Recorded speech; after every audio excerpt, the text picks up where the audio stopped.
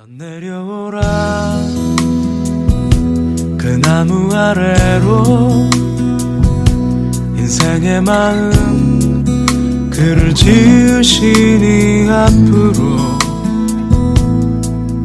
오래 외로웠던 너의 지난 삶에서 나와 넌 내려오라 넌 내려오라 내게로 오라. 오늘 하나님께서 우리에게 주시는 말씀은 누가복음 3장 7절로 14절까지 말씀 교독하겠습니다. 요한이 세례받으러 나오는 무리에게 이르되 독사의 자식들아 누가 너희에게 일러 장차 올 진노를 피하려 하더냐.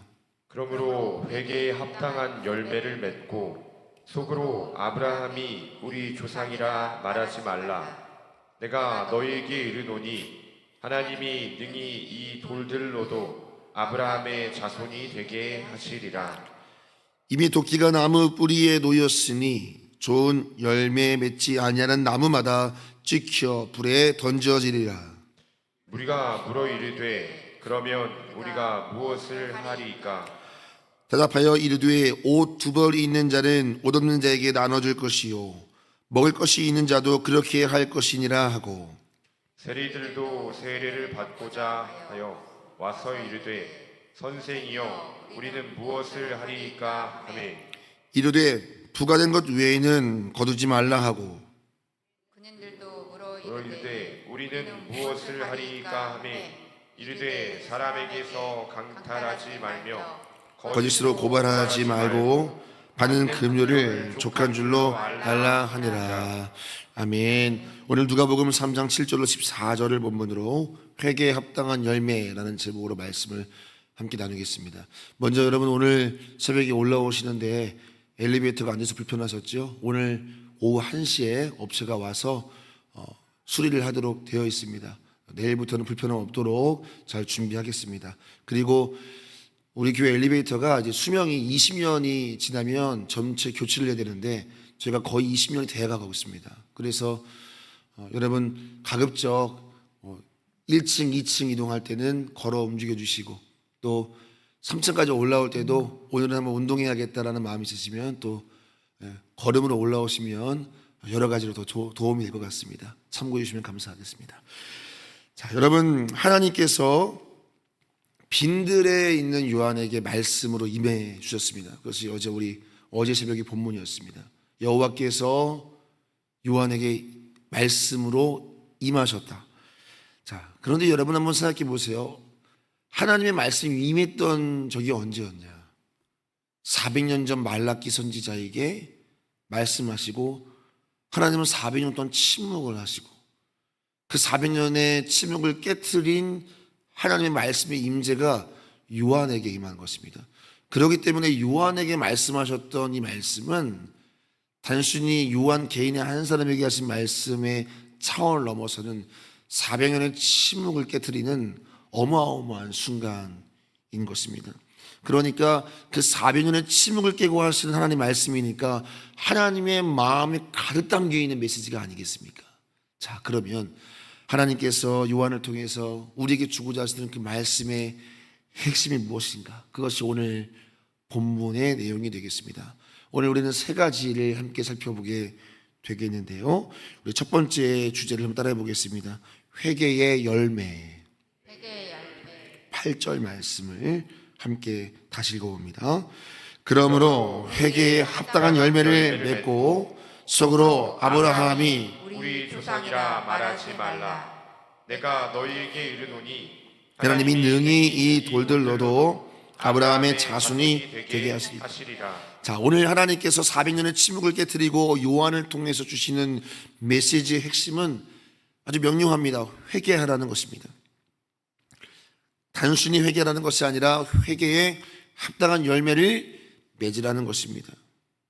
속으로 너희가 아브라함의 자손이라고 하지 말고 속으로 아브라함의 자손이라고 말하지 말고 회개에 합당한 열매를 맺으라는 거죠.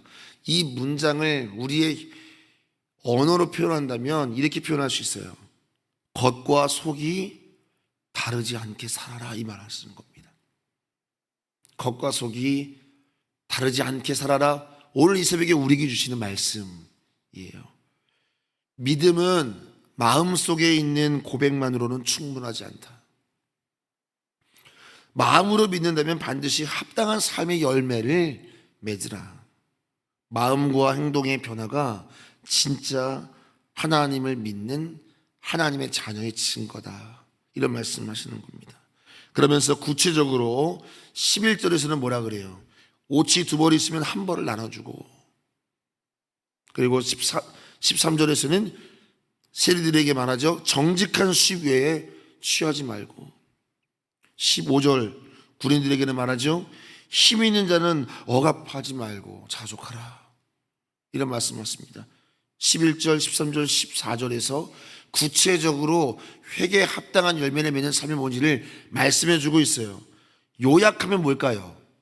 이 11절, 13절, 14절의 구체적인 삶의 열매를 요약하면 뭐냐면 자기 중심성을 내려놓으라는 것입니다. 회개라고 하는 것은, 회개에 합당한 열매는 자기 중심성의 삶을 내려놓는 것, 다르게 말하면 예수님 내 안에 주인으로 사시는 것, 이거 말하는 것입니다. 사랑하는 조은교 성도 여러분, 회개에 합당한 열매는 내 안에 예수 그리스도가 사시게 하는 것인 줄 믿으시기를 축원합니다. 자, 그러면 예수님이 내 안에 사시고 내 중심성을 회개하는 삶은 더 쉽게 말하면 뭘까요? 나에서 너, 너에서 우리를 볼 수 있는 삶인 겁니다. 나밖에 모르던 인생이 예수 그리스도의 생명이 내 안에 이식되면 너를 보기 시작하고, 너를 넘어 우리를 보기 시작해서 내 중심성이 완전히 무너지고 예수님이 이 땅에 오셔서 사셨던 그 삶이 내 삶에 발현되기 시작하는 것, 그것이 회개에 합당한 삶의 열매인 거죠. 여러분 어떠신가요? 예수님 믿고 점점 나 중심이 깨어지면서 너를 보기 시작하고 우리를 보고 계신가요? 그래서 여러분 정말 믿음의 사람이 심겨져 있으면 그 사람이 있는 곳에는 화평이 이루어지는 것입니다. 왜냐하면 마치 예수님께서 이 땅에 오셔서 죄인과 세리와 병든 자를 안아주셨던 것처럼 공동체에서 분열과 반목과 차별이 있지만 믿음의 사람이 그 가운데 오면 그들을 용납하기 시작하고 화평이 이루어지는 것입니다. 우리 교회에, 우리 까닭에 하나됨이 이루어지는 은혜가 있기를 예수님의 이름으로 축원합니다. 합당한 열매를 맺는 삶입니다. 나밖에 모르던 이기적인 삶에서 예수님의 향기가 나는 것, 이런 사람이 가정에 심겨 있으면 그 가정도 하나가 되는 것입니다. 여러분 믿음으로 살면 우리가 심겨진 곳에 하나님의 나라가 이루어진 줄 믿으시길 축원합니다. 그러니까 믿음의 사람이 있는데 그곳이 변화가 안 되면 그게 더 기적인 거예요. 사실 여러분 오늘 그거 말씀하는 겁니다. 어찌하여 너희가 마음으로 믿는다고 말하면서 너희가 있는 그곳에 하나님의 나라가 이루어지지 않느냐. 당시 종교 지도자들 하나님을 우리 아브라함의 자손이라고 말하면서 그들이 있는 곳에는 차별이 있고 그들이 있는 곳에는 미움이 있고, 그들에게 주님께서 요한을 통해서 겉과 속이 다르지 않은 온전한 믿음을 우리에게 도전하고 있는 것입니다. 저는 우리의 삶이 이 구원에 합당한 열매가 날마다 주렁주렁 맺어지기를 예수님의 이름으로 축원합니다. 너희가 나를 떠나서는 아무것도 할 수 없느니라. 주님 말씀하셨잖아요. 그게 회개의 열매를 맺는 삶이에요. 우리가 맺는 것이 아니라 이 말입니다. 예수님께 속해 있으면 회개에 합당한 열매가 맺어진다. 오늘 첫 번째 회개의 열매 우리가 말씀해 주셨습니다. 자, 오늘 두 번째 메시지는요, 한 번 더 따라해 보겠습니다. 회개의 열정. 회개의 열정. 자, 요한이 뭐라 그래요? 독사의 자식들아, 이렇게 아주 단호하고 아주 어쩌면 저주에 비슷한 말을 합니다. 근데 여러분 저주와 같은 말입니다. 이 말 다르게 말하면 마귀의 자식들아 이런 뜻입니다. 마귀의 자식들아, 저주죠. 그런데 여러분 이 말을 들은 무리들이 참 독특한 반응을 하고 있지 않습니까? 10절 말씀 한번 읽어보지요. 무리가 물어 이르되 그러면 우리가 무엇을 하리이까? 네가 무엇을 하리이까? 저주를 쏟아부었는데 말입니다. 우리가 무엇을 하리이까? 근데 이 저주를 들은 세리들도 이상하게 반응해요. 세리들 12절 읽습니다. 세리들도 세례를 받고자 와하여 이르되 선생이여 우리는 무엇을 하리까? 세리들도 우리가 무엇을 하리까? 질문합니다. 여러분, 군인들은 어땠을까요? 14절입니다. 군인들도 물어 이르되 우리는 무엇을 하리까? 여러분, 지금 10절, 12절, 14절 반복된 표현 뭐죠? 우리가 무엇을 하리까?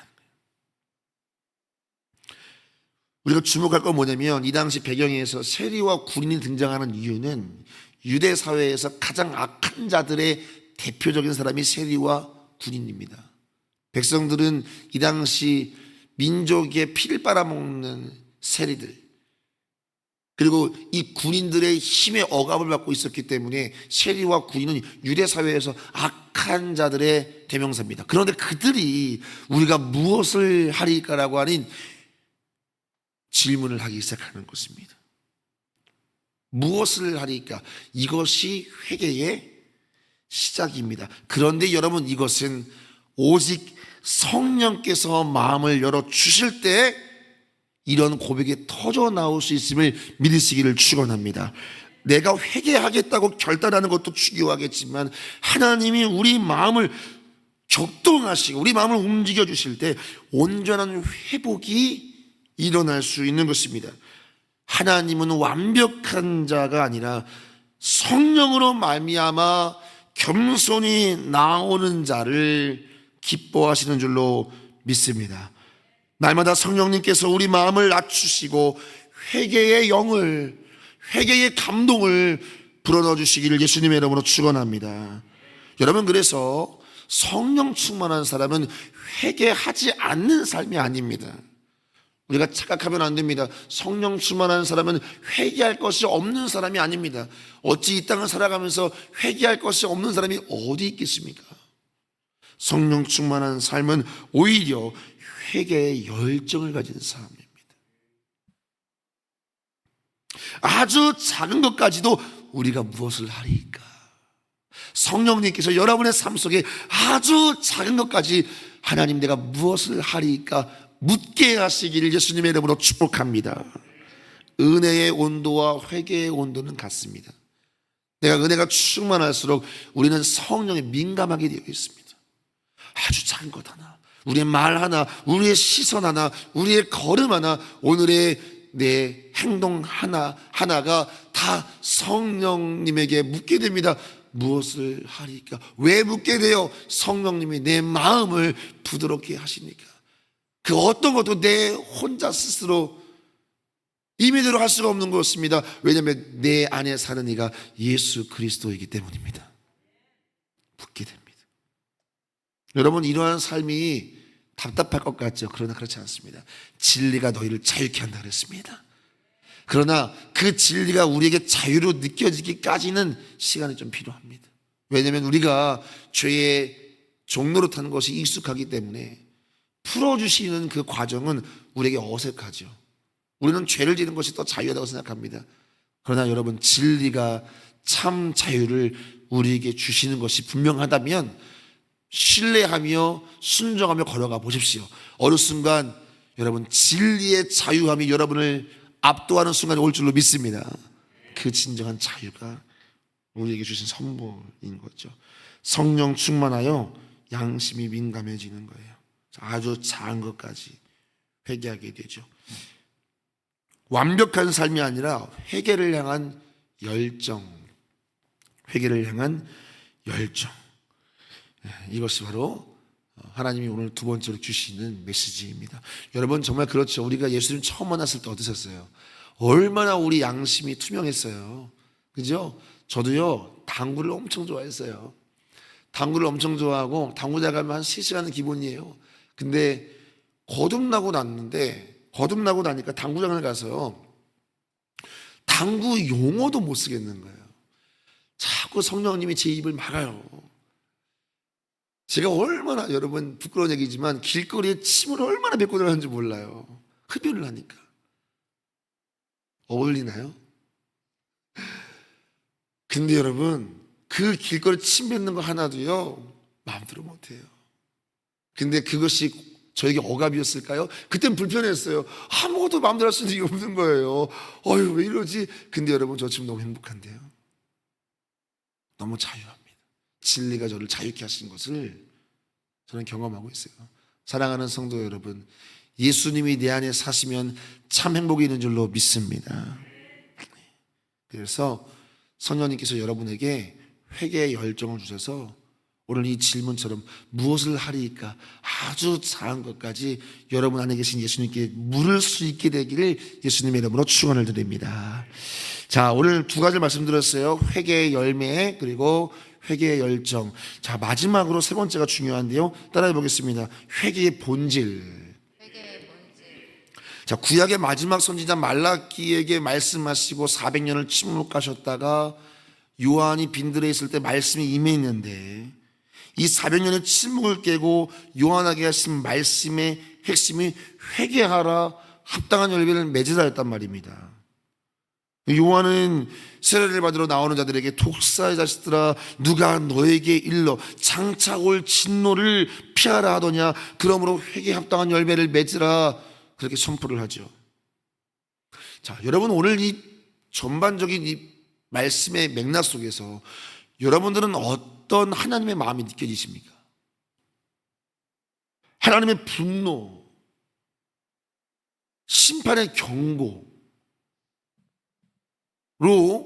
표면적으로는 보이지만 잘 그 하나님 우리에게 그 말씀을 던지시는, 선포하시는 그 400년의 침묵을 깨고 회개하라고 말씀하시는 그 하나님의 마음은 더 깊은 마음이 아닐까요, 여러분? 우리를 얼마나 사랑하시면 그 400년의 침묵을 깨고 처음 하시는 말씀이 회개하라는 말씀일까요? 여러분, 그 하나님의 마음을 정확히 표현한다면 저는 이 회개하라는 메시지는 본질은 이 말씀 같아요.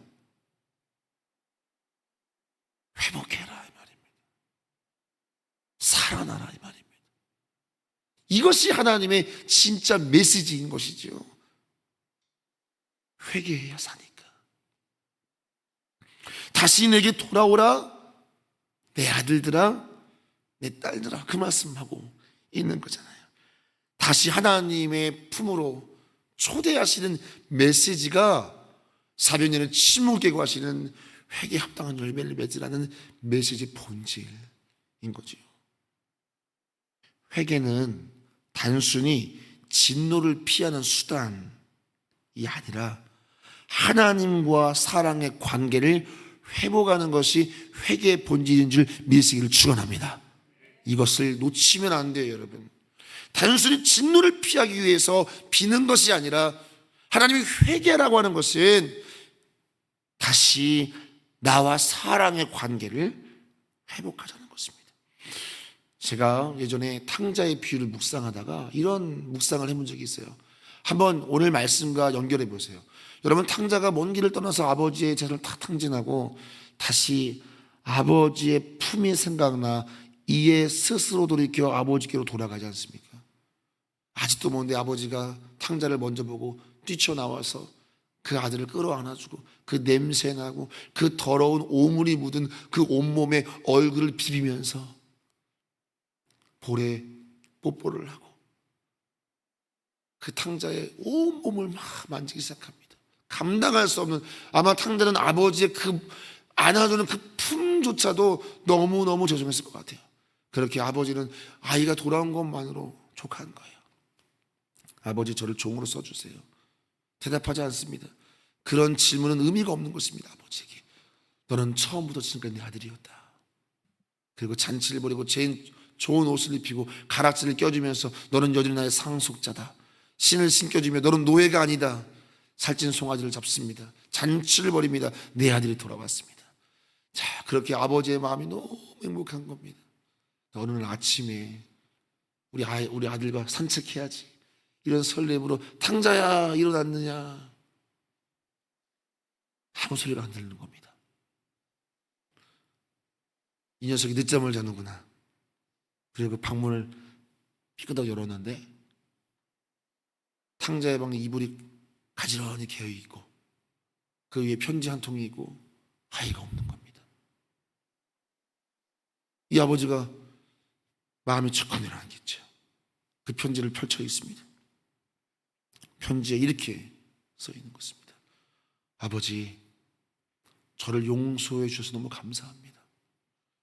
아버지의 은혜를 저는 너무너무 갚고 싶습니다. 아버지, 제가 2년 동안 나가서 열심히 돈 벌어서 아버지에게 효도할 돈 많이 벌어오겠습니다. 아버지, 조금만 기다리세요. 아버지는 그 아들의 편지를 들고 엉엉 울기 시작합니다. 성경에 없는 이야기입니다. 아버지가 진짜 원하는 건 그 아들이 돈을 벌어오는 게 아닙니다. 그 아이와 함께하는 겁니다. 아버지는 그거면 충분한 겁니다. 오늘도 그 아들과 산책하고 싶은 겁니다. 근데 그 아들은 회개의 본질이 뭔지 모르는 겁니다. 뭔가를 갚아야만 된다라고 하는 그 생각이 아버지에게 두 번째 불효를 하는 겁니다. 여러분, 우리가 정말 주님께 회개했다면 회개의 본질은 잘못했습니다, 제가 갚겠습니다가 아니라 하나님만을 원합니다. 하나님, 당신만을 원합니다. 그 지점으로 돌아가는 것, 그것이 회개의 본질이라는 사실을 사랑하는 성도 여러분 놓치지 않으시기를 예수님의 이름으로 축원합니다. 하나님 여러분에게 바라는 건 없습니다. 여러분을 원합니다. 그러면 됩니다. 뭔가를 대단한 걸 해야 우리의 회개가 인정받는 것이 아닙니다. 우리의 마음이면 충분합니다. 그것이 회개의 본질이라면 오늘 이 새벽 여러분이 어떤 삶을 살았을지라도 하나님 당신만을 원합니다 라고 고백한다면 하나님 그것으로 족합니다. 그 회개의 본질의 자리를 놓치지 않는 여러분과 제가 되기를 예수님의 이름으로 축원합니다. 따라해 보겠습니다. 하나님, 당신만을 원합니다. 거기 서 계십시오, 여러분. 거기 서 계시면 됩니다. 그것이 아버지의 행복입니다. 그것을 이스라엘 백성들에게 외치는 겁니다.